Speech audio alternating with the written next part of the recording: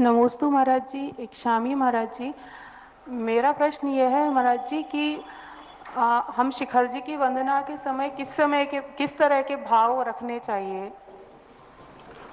देखो, जैन दर्शन के अनुसार तो यही भाव है कि जिन्होंने वहाँ से मुक्ति प्राप्त की, जो उन्होंने पाया वो मुझे मिलना चाहिए।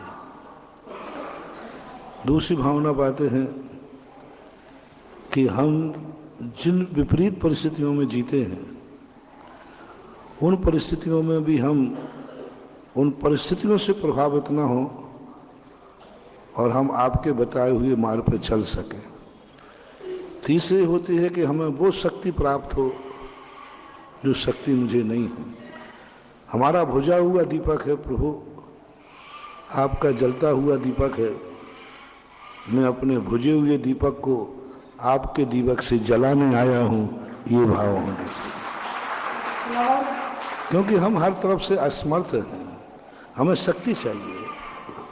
तो हम भगवान को एक ऐसा निमित्त स्वीकार करें कि वो निमित्त हमारे उपादान को जगाने के लिए एक सख्त प्रेरक होते हैं।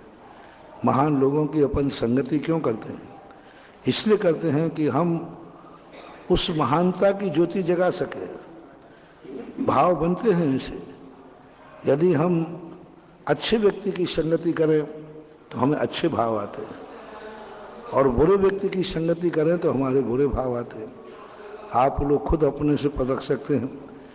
जब आप अच्छे लोगों के बीच में जाएंगे, मंदिर में जाएंगे, तो स्वतः ही परिणामों में निर्मलता आएगी।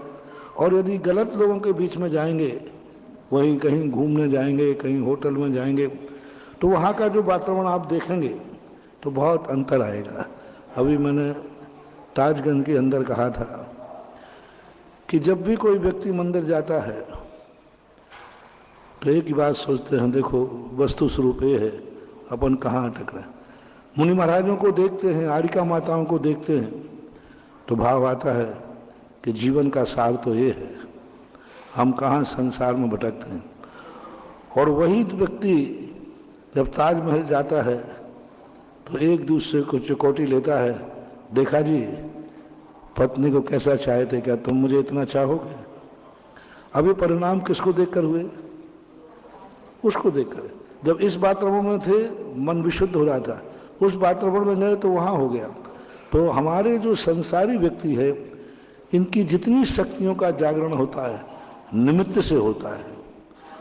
इसलिए हमें सदा अच्छे निमित्त मिलाते रहना चाहिए, जिससे हमारे अंदर अच्छे परिणाम होते रहें। ये बात